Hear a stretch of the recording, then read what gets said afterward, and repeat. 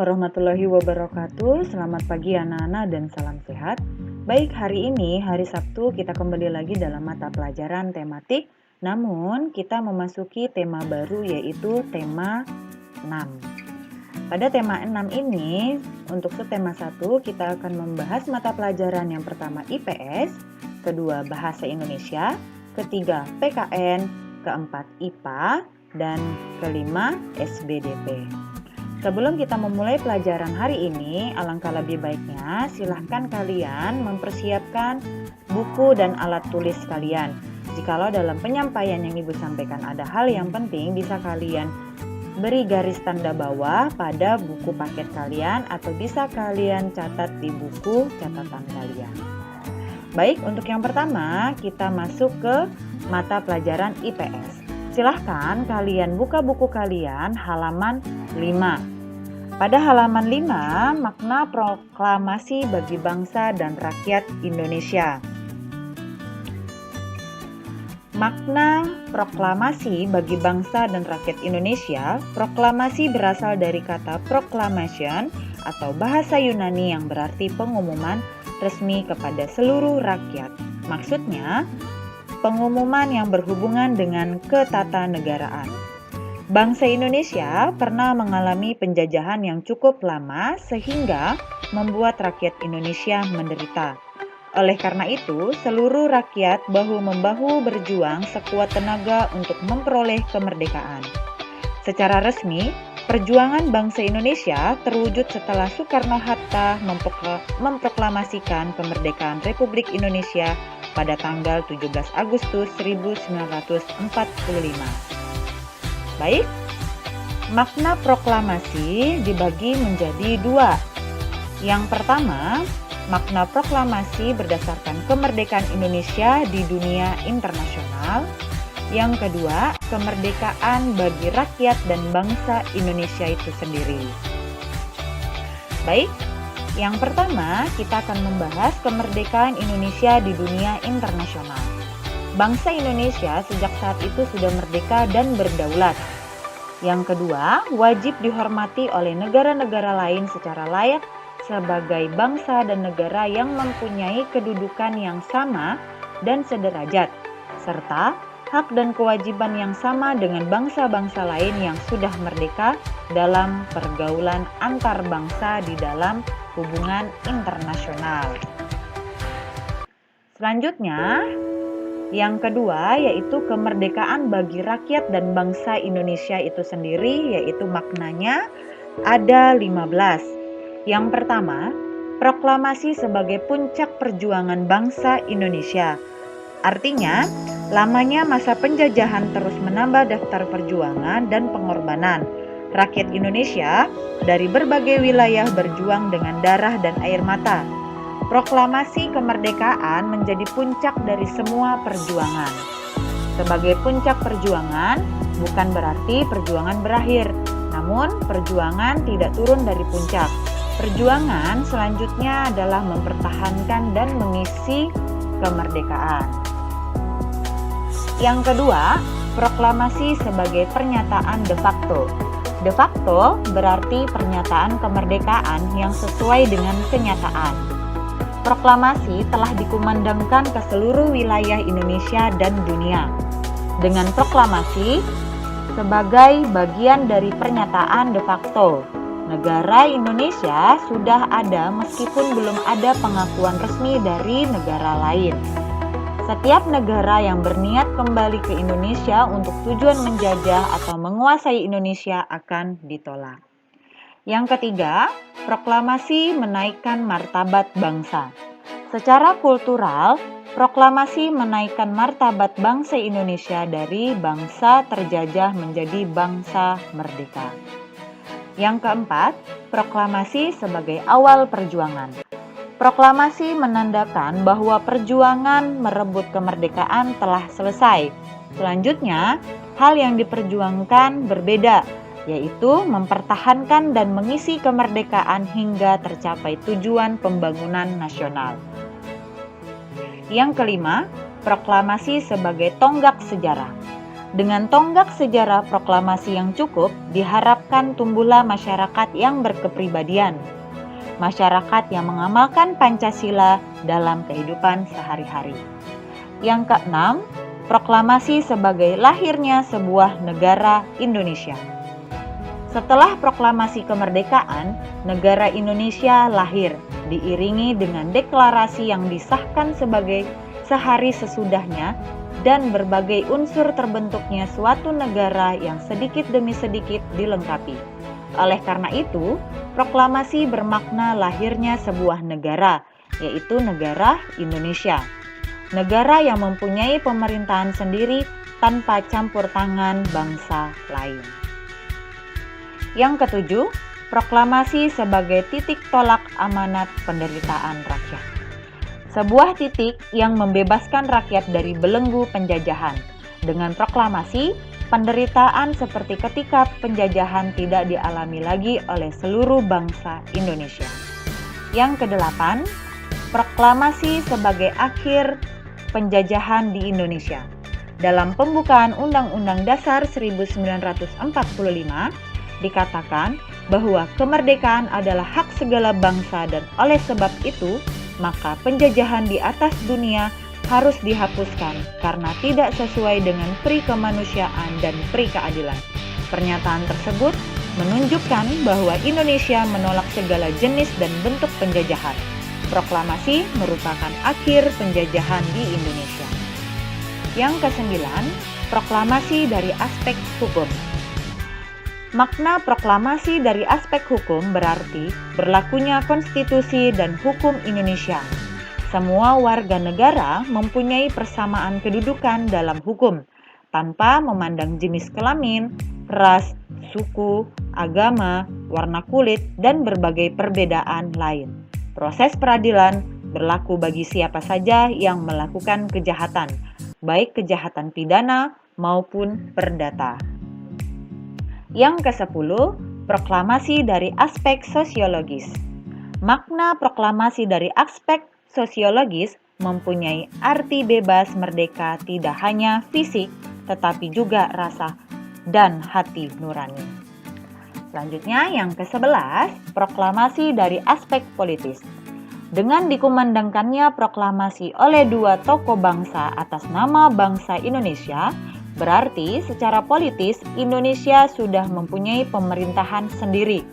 Kedudukan Indonesia di dunia sama dengan negara tetangga dan negara lain yang sudah merdeka. Yang ke-12, proklamasi secara spiritual. Keyakinan bahwa kemerdekaan berkat rahmat Tuhan menjadi makna proklamasi secara spiritual. Makna ini juga berarti bahwa bangsa Indonesia adalah bangsa yang berketuhanan yang Maha Esa. Selanjutnya, yang ke-13. Proklamasi sebagai kesempatan untuk maju. Setelah proklamasi, bangsa Indonesia berhak untuk menentukan nasibnya sendiri. Kemajuan bangsa bergantung pada anak bangsa. Contohnya dalam pendidikan. Setelah proklamasi, semua warga negara mempunyai hak yang sama untuk maju dalam bidang pendidikan. Asal mau berusaha, seseorang yang tidak mampu mempunyai kesempatan beasiswa pendidikan bahkan sampai ke luar negeri. Yang ke-14, proklamasi sebagai pedoman untuk menjalin hubungan internasional. Dengan pernyataan proklamasi, hubungan internasional Indonesia dengan negara tetangga, negara-negara lain di dunia, dan organisasi internasional dapat terjalin. Setelah proklamasi, sebuah negara akan mendapat pengakuan dari negara lain yang selanjutnya dapat bekerja sama di semua bidang yang disepakati. Dan yang terakhir, ke-15, proklamasi adalah kedaulatan negara Indonesia. Negara yang berdaulat adalah negara yang mempunyai pemerintahan sendiri, tidak terikat dengan negara manapun, mempunyai hukum sendiri, dan menentukan nasibnya sendiri.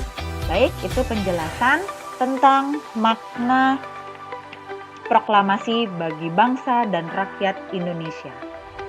Selanjutnya, kita masuk ke materi atau mata pelajaran Bahasa Indonesia halaman 12. Sebelum kita memasuki halaman ke-12 pada teks bacaan Rajawati Kampung Hijau di Tengah Kota Padat, kita akan membahas tentang kata kunci dalam teks non-fiksi.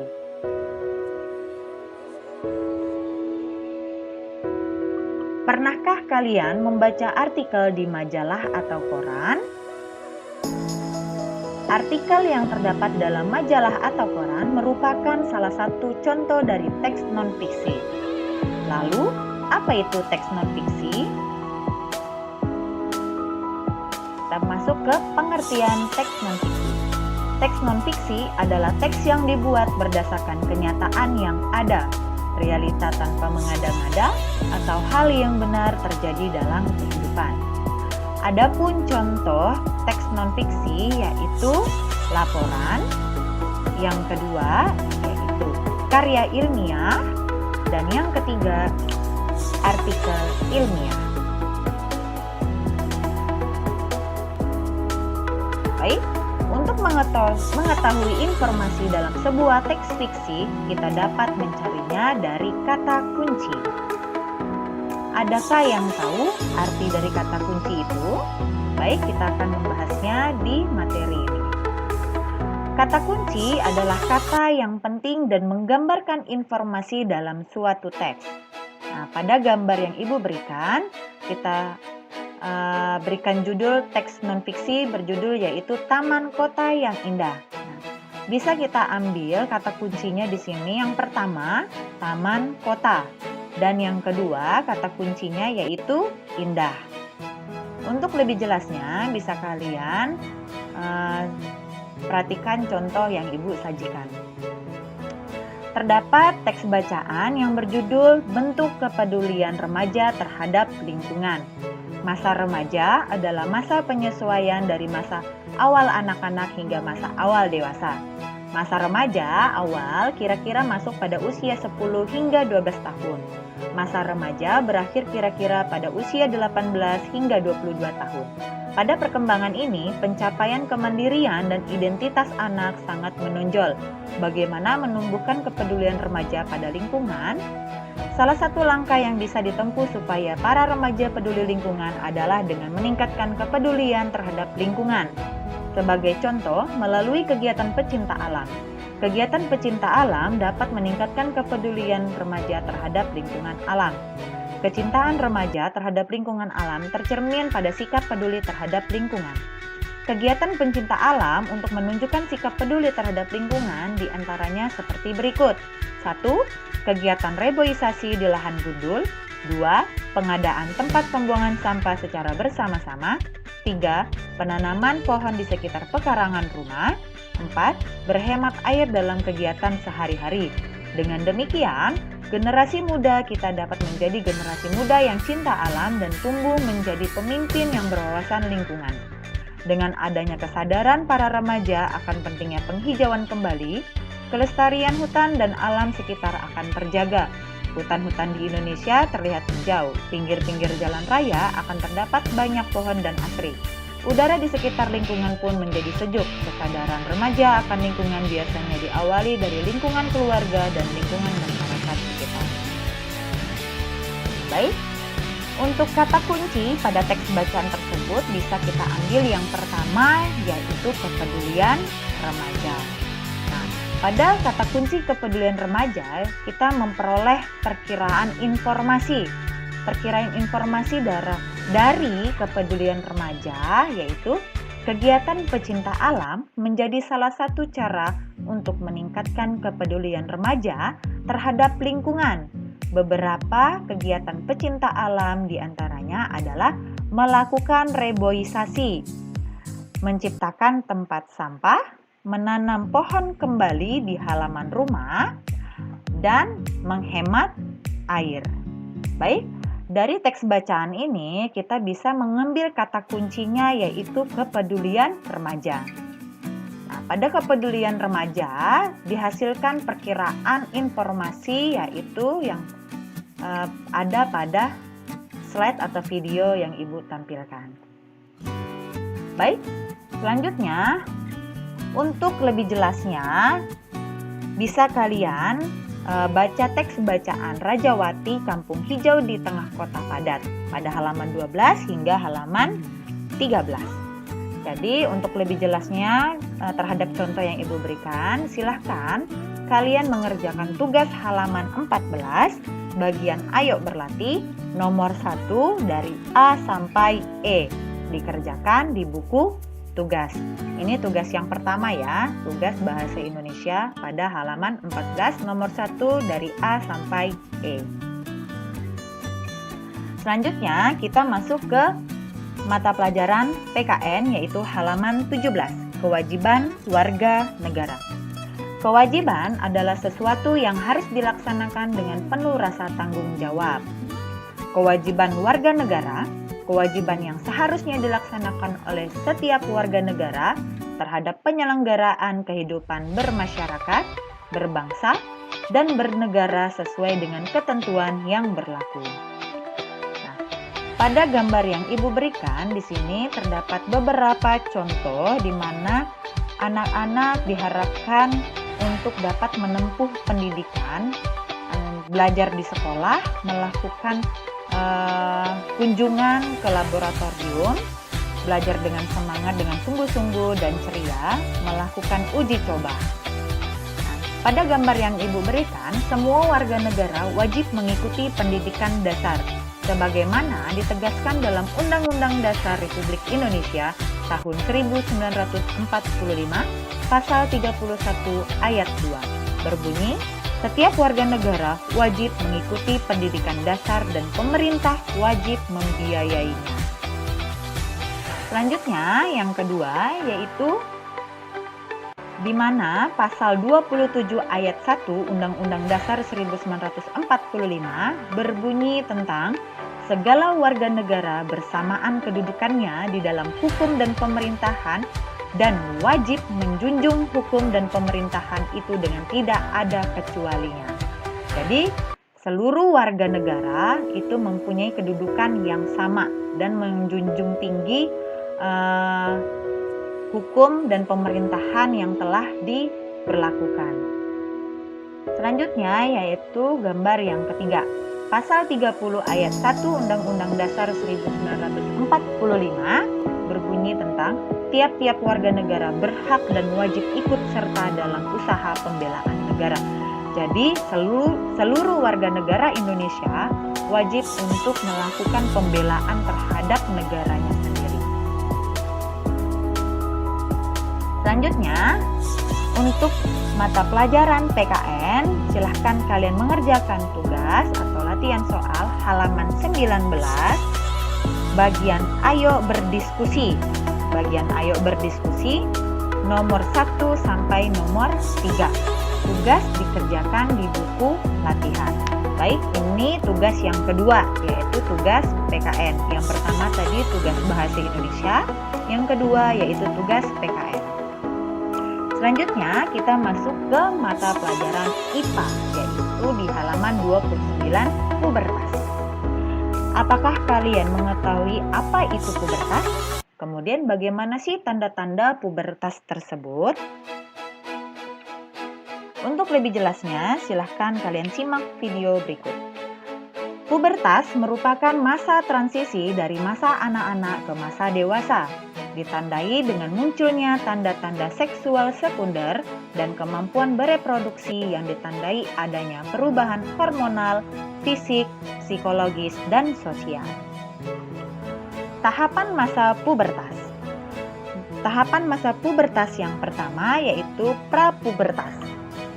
Prapubertas yaitu periode sekitar 2 tahun sebelum pubertas ketika anak pertama kali mengalami perubahan fisik yang menandakan kematangan seksual. Selanjutnya yang kedua yaitu pubertas.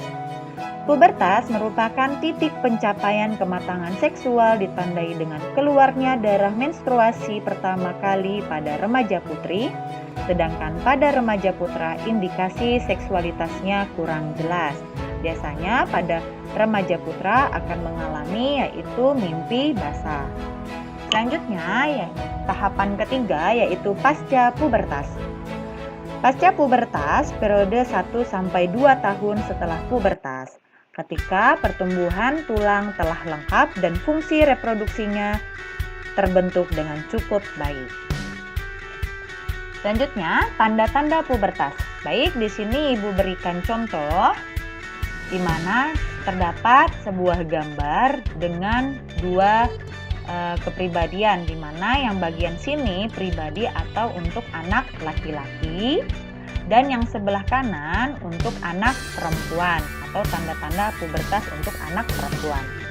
Pada tanda-tanda pubertas bagian anak laki-laki, yang pertama yaitu tumbuh kumis dan jenggot. Ini daerah di atas bibir atau di antara tengah-tengah bibir dan hidung akan tumbuh kumis dan di dagu akan mengalami tumbuh rambut-rambut halus yaitu jenggot. Yang kedua, rambut halus mulai tumbuh, entah itu sekitar bagian ketiak, dada, maupun di bagian area kelamin. Selanjutnya, yang ketiga, suara lebih berat dan jakun mulai terlihat. Nah, itu jakun muncul di daerah sekitar tenggorokan. Nah, biasanya pada laki-laki yang sudah mengalami pubertas akan muncul berupa jakun atau tonjolan di daerah tenggorokannya. Kemudian, yang keempat, penis mulai memanjang dan testikel membesar. Nah, di sini penis di sini alat kelamin laki-laki akan mulai membesar dan memanjang. Kemudian pada gambar sebelah kanan yaitu tanda-tanda pubertas pada wanita. Yang pertama yaitu wajah berminyak dan muncul jerawat. Nah, pada perempuan yang sudah mengalami masa pubertas akan muncul jerawat pada area mukanya dan munculnya wajah berminyak. Selanjutnya yang kedua, sama seperti pada tanda-tanda pubertas laki-laki yaitu rambut halus mulai tumbuh, yaitu daerah ketiak dan di daerah alat kelamin.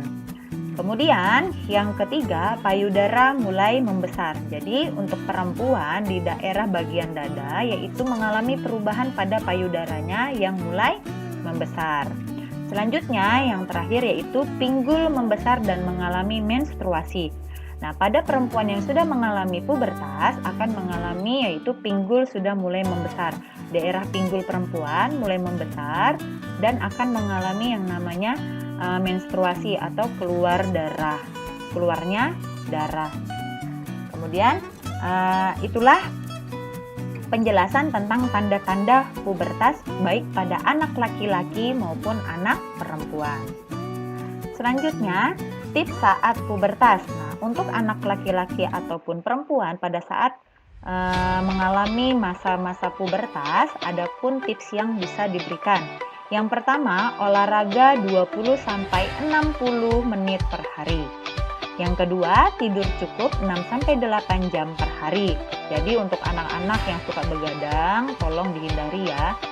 Kemudian yang ketiga, stretching 2 jam sebelum tidur atau pemanasan biasanya di sini sebelum tidur. Kemudian yang keempat, penuhi asupan kalori. Remaja putra 2.500 sampai 2.800 kalori per hari.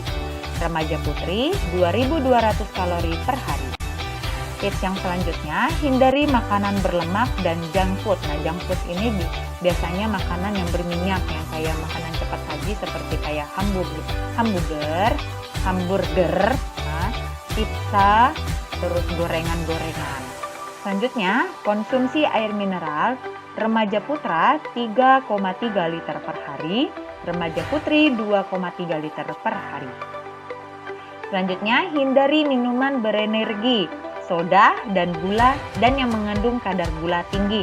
Jadi untuk anak-anak nih ini yang paling favorit banget nih, sama junk food ini favorit untuk anak remaja. Biasanya mereka senang sama minuman yang bersoda dan kadar gula yang tinggi. Jikalau ada yang menyukai minuman seperti ini, dikurangi kadarnya ya. Selanjutnya, rajin mencuci muka. Nah, biasanya untuk anak perempuan. Nah, anak perempuan atau remaja perempuan yang tadi dikatakan tanda-tanda pubertas, wajahnya mulai berminyak dan munculnya jerawat. Nah, untuk mengurangi wajah berminyak dan berjerawat, alangkah lebih baiknya kalian mencuci muka setiap hari, entah itu setelah bepergian atau sebelum tidur. Kemudian pakai deodoran atau parfum. Nah, biasanya baik anak laki-laki maupun perempuan tadi ada tanda-tandanya, yaitu mulai tumbuh rambut-rambut halus di daerah tertentu, entah itu di ketiak, salah satunya di ketiak tadi. Jadi bisa kalian menggunakan deodoran dan bisa menggunakan parfum. Selanjutnya yang terakhir, hindari merokok dan minum alkohol. Nah, untuk kalian nih, untuk anak remaja paling wajib untuk dihindari yang ini yang terakhir ya. Baik. Selanjutnya, itulah penjelasan tadi tentang mata pelajaran IPA, yaitu materi pubertas. Untuk selanjutnya yaitu materi SBDP halaman 32. Pada halaman 32, silahkan kalian membaca teks bacaan unsur-unsur dalam pembuatan poster halaman 32 sampai 34. Oke, baik anak-anak, itulah penjelasan untuk mata pelajaran tematik 6 subtema 1 hari ini. Jikalau kalian ada yang ingin ditanyakan atau kurang jelas pada video yang Ibu sampaikan, bisa kalian tanyakan kepada wali kelas kalian dengan cara menghubungi lewat WA pribadi. Baik, itulah penyampaian yang Ibu bisa sampaikan. Kurang dan lebihnya, wassalamualaikum warahmatullahi wabarakatuh. Selamat pagi dan salam sehat.